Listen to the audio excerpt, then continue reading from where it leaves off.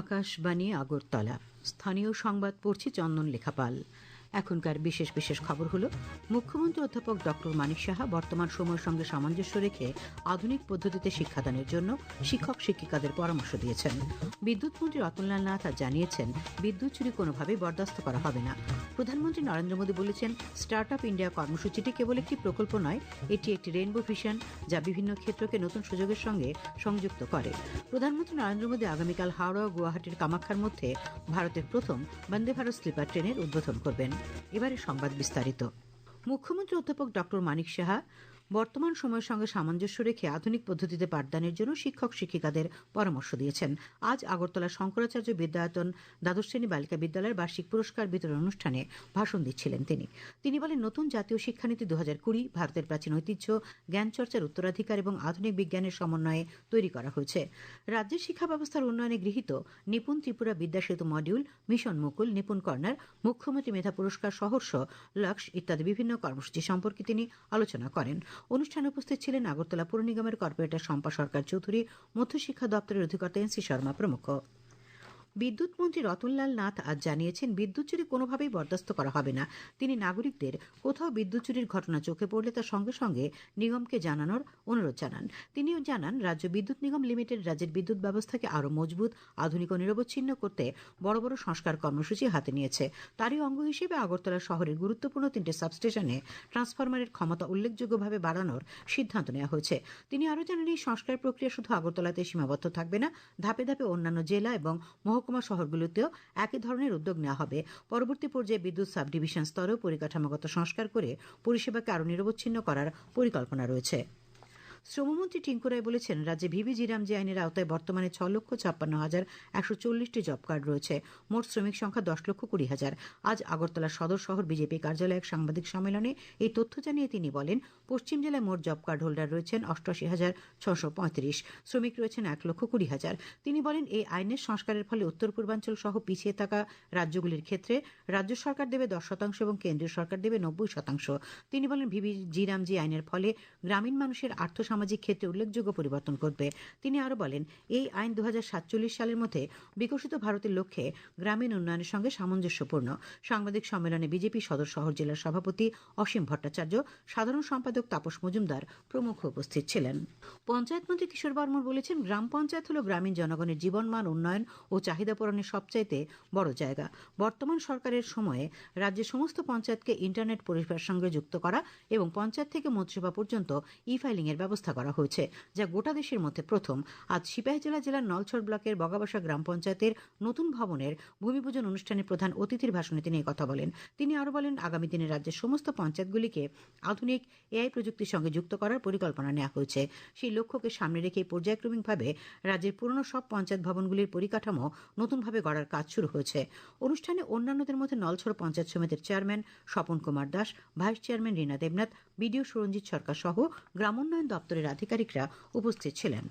মুখ্যমন্ত্রী অধ্যাপক ডক্টর মানিক সাহা বলেছেন, সরকারের উন্নয়নমূলক কাজ এবং জনকল্যাণমূলক প্রকল্পগুলি সাধারণ মানুষের কাছে তুলে ধরতে দলীয় কার্যকর্তাদের আরও বেশি সক্রিয় হতে হবে। আজ লঙ্কামোড়া কমিউনিটি হলে বিজেপির বরজলা মণ্ডল আয়োজিত সাংগঠনিক বৈঠকে একথা বলেন তিনি। মুখ্যমন্ত্রী সংগঠনের শৃঙ্খলা, ঐক্য এবং জনসংযোগ আরও জোরদার করার উপর বিশেষ গুরুত্ব দেন। তিনি বলেন, বিজেপি শুধুমাত্র একটি রাজনৈতিক দল নয়, এটি একটি আদর্শভিত্তিক সংগঠন, যেখানে প্রতিটি কার্যকর্তার ভূমিকা অত্যন্ত গুরুত্বপূর্ণ। তিনি সকল কার্যকর্তাকে মানুষের সমস্যার প্রতি সংবেদনশীল থাকার আহ্বান জানান। বৈঠকে প্রদেশ বিজেপি সভাপতি রাজীব ভট্টাচার্য, প্রাক্তন বিধায়ক ডক্টর দিলীপ দাস সহ দলের বিভিন্ন স্তরের নেতৃত্ব এবং কার্যকর্তারা উপস্থিত ছিলেন। খবর প্রচারিত হচ্ছে আকাশবাণীর আগরতলা কেন্দ্র থেকে। প্রধানমন্ত্রী নরেন্দ্র মোদী আজ বলেছেন যে, স্টার্ট আপ ইন্ডিয়া কর্মসূচিটি কেবল একটি প্রকল্প নয়, বরং একটি রেইনবো ভিশন, যা বিভিন্ন ক্ষেত্রকে নতুন সুযোগের সঙ্গে সংযুক্ত করে। জাতীয় স্টার্ট আপ দিবসে স্টার্ট আপ ইন্ডিয়ার 1 দশক উপলক্ষে নতুন দিল্লিতে আয়োজিত এক অনুষ্ঠানে তিনি বলেন যে, স্টার্ট আপ ইন্ডিয়া মিশন মাত্র 10 বছরে একটি বিপ্লবে পরিণত হয়েছে, যা দেশ জুড়ে একটি নতুন সংস্কৃতির জন্ম দিয়েছে। তিনি উল্লেখ করেন যে, ভারত বিশ্বের 3য় বৃহত্তম স্টার্ট আপ ইকোসিস্টেম। ভারতের যুব সমাজ প্রকৃত সমস্যা সমাধানের দিকে মনোনিবেশ করায় প্রধানমন্ত্রী তরুণ উদ্ভাবকদের প্রশংসা করেন। भारत के युवाओं का फोकस रियल प्रॉब्लम सॉल्व करने पर है। हमारे वो यंग इनोवेटर्स जिन्होंने नए सपने देखने का साहस दिखाया, मैं उन सभी की बहुत बहुत सराहना करता हूं। साथियों, आज हम स्टार्टअप इंडिया के 10 साल पूरे होने का माइलस्टोन सेलिब्रेट कर रहे हैं। 10 साल की ये जर्नी सिर्फ एक सरकारी स्कीम की सक्सेस स्टोरी नहीं है, ये आप जैसे हजारों लाखों सपनों की जर्नी है। প্রধানমন্ত্রী উল্লেখ করেন যে এক দশক আগে দেশে 500 কম স্টার্টআপ ছিল, যেখানে আজ এর সংখ্যা 2 লক্ষের বেশি। তিনি উল্লেখ করেন 2014 সালে মাত্র 400টি ইউনিকর্নের জায়গায় এখন প্রায় 125টি সক্রিয় ইউনিকর্ন রয়েছে। প্রধানমন্ত্রী স্টার্টআপ ইকোসিস্টেমের নারীদের ভূমিকার প্রশংসা করে বলেন, ভারতের 45%-এরও বেশি স্বীকৃত স্টার্টআপের কমপক্ষে একজন মহিলা পরিচালক বা অংশীদার রয়েছেন। তিনি আরও বলেন, নারী নেতৃত্বাধীন স্টার্টআপ তহবিলের দিক থেকে ভারত বিশ্বের দ্বিতীয় বৃহত্তম ইকোসিস্টেম হিসেবে গর্বিত এবং স্টার্টআপ ক্ষেত্রের মধ্যে ক্রমবর্ধমান অন্তর্ভুক্তি দেশের সম্ভাবনা বাড়িয়ে তুলছে। এই উপলক্ষে শ্রী মোদী অনুষ্ঠানে প্রদর্শিত এলাকা পরিদর্শন করেন এবং প্রদর্শকদের সঙ্গে মত বিনিময় করেন।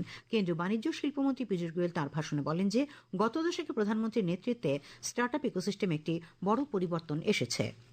প্রধানমন্ত্রী নরেন্দ্র মোদী আগামীকাল পশ্চিমবঙ্গ ও আসাম সফর করবেন। দুদিনের সফরের প্রথম দিনে আগামীকাল তিনি মালদা শহর রেলওয়ে স্টেশনে হাওড়া ও গুয়াহাটির কামাখ্যার মধ্যে ভারতের প্রথম বন্দে ভারত স্লিপার ট্রেনের ভার্চুয়ালভাবে উদ্বোধন করবেন। আধুনিক ভারতের ক্রমবর্ধমান পরিবহন চাহিদা মেটাতে তৈরি সম্পূর্ণ শীতাতপ নিয়ন্ত্রিত বন্দে ভারত স্লিপার ট্রেনটি যাত্রীদের সাশ্রয়ী মূল্যে বিমান সংস্থার মতো ভ্রমণের অভিজ্ঞতা দেবে। এটি দীর্ঘ দূরত্বের ভ্রমণকে দ্রুত, নিরাপদ এবং আরও সুবিধাজনক করে তুলবে।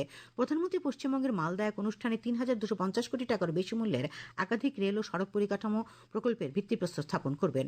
প্রধানমন্ত্রী মালদহ 4টি নতুন অমৃত ভারত এক্সপ্রেস ট্রেনের ভার্চুয়ালভাবে উদ্বোধন করবেন। সন্ধ্যায় তিনি আসামের গুয়াহাটিতে বড়ো সম্প্রদায়ের সমৃদ্ধ ঐতিহ্যবাহী সাংস্কৃতিক অনুষ্ঠান বাগড়ুম্বা ধৌ 2026 অংশগ্রহণ করবেন। এ উপলক্ষে বড়ো সম্প্রদায়ের 10,000-এরও বেশি শিল্পী একক এবং সমন্বিত উপস্থাপনায় বাগড়ুম্বা নৃত্য পরিবেশন করবেন। সফরের দ্বিতীয় দিনে শ্রী মোদী আসামের কালিয়াবরে 6,950 কোটি টাকার বেশি মূল্যের কাজিরাঙ্গা এলিভেটেড করিডোর প্রকল্পের ভূমি পূজা করবেন। তাছাড়াও তিনি গুয়াহাটি ও রোহতক এবং ডিব্রুগড় ও লখনৌয়ের মধ্যে 2টি নতুন অমৃত ভারত এক্সপ্রেস ট্রেনের সূচনা করবেন। ওই দিনই প্রধানমন্ত্রী পশ্চিমবঙ্গের হুগলির সিঙ্গুর সফর করবেন এবং 830 কোটি টাকার বেশি মূল্যের বিভিন্ন উন্নয়ন প্রকল্পের উদ্বোধন ও ভিত্তিপ্রস্তর স্থাপন করবেন। এনআইটি আগরতলার অষ্টাদশ সমাবর্তন অনুষ্ঠান আগামীকাল এনআইটি আগরতলার স্বামী বিবেকানন্দ সেমিনার হলে অনুষ্ঠিত হবে। সমাবর্তন অনুষ্ঠানে প্রধান অতিথি হিসেবে উপস্থিত থাকবেন রাজ্যপাল ইন্দ্রসেনা রেড্ডি নাল্লো। আজ আগরতলা প্রেস ক্লাবের সাংবাদিক সম্মেলনে এনআইটি আগরতলার অধিকর্তা ডক্টর শরৎ কুমার পাত্র এই সংবাদ জানিয়ে বলেন, সমাবর্তন অনুষ্ঠানে PhD, MTech, MCA, MBA, MSc, BTech, BT, BSMS এবং বিটিএমটি সহ 991 জন ছাত্রছাত্রীকে সাম্মানিক ডিগ্রি প্রদান করা হবে। তিনি জানান, 2024-2025 শিক্ষাবর্ষে এনআইটি আগরতলার বিটেক ছাত্রছাত্রী প্রায় 81% ছাত্রছাত্রী বিভিন্ন দেশীয় ও আন্তর্জাতিক খ্যাতিসম্পন্ন প্রতিষ্ঠানে কর্মসংস্থানের সুযোগ পেয়েছেন। ভারত সরকারের ভারতীয় কৃষি গবেষণা পরিষদ বা আইসিএআর এর নর্থ ইস্ট হিলস প্রকল্পে গোটা রাজ্যে প্রথম পর্যায়ে মোট 20টি শীতল প্রক্রিয়াকরণ ইউনিট স্থাপন করা হচ্ছে। এর মধ্যে 59 জেলায় হবে 4টি ইউনিট। আজ 59 জেলার সুবিধাভোগীদের মধ্যে শীতল প্রক্রিয়াকরণের জন্য সাজ সরঞ্জাম বিতরণ শুরু হয়েছে। 59 জেলার মৎস্য দপ্তরের মিলনায়তনে এই কর্মসূচির উদ্বোধন করেন 59 জেলা পরিষদের সভাধিপতি অমলেন্দু দাস। অনুষ্ঠানে বক্তব্য রাখেন গুজরাটের সেন্ট্রাল ইনস্টিটিউট অফ ফিশারিজ টেকনোলজির মৎস্যবিজ্ঞানী দেবানন্দ উচুই, মৎস্য দপ্তরের উপ অধিকর্তা তারেন্দ্র দেববর্মা প্রমুখ। আবহাওয়া, আগামীকাল আকাশ আংশিক মেঘাচ্ছন্ন থাকবে। আজ দিনের সর্বোচ্চ তাপমাত্রা ছিল 27.2 ডিগ্রি সেলসিয়াস এবং সর্বনিম্ন 13.8 ডিগ্রি সেলসিয়াস।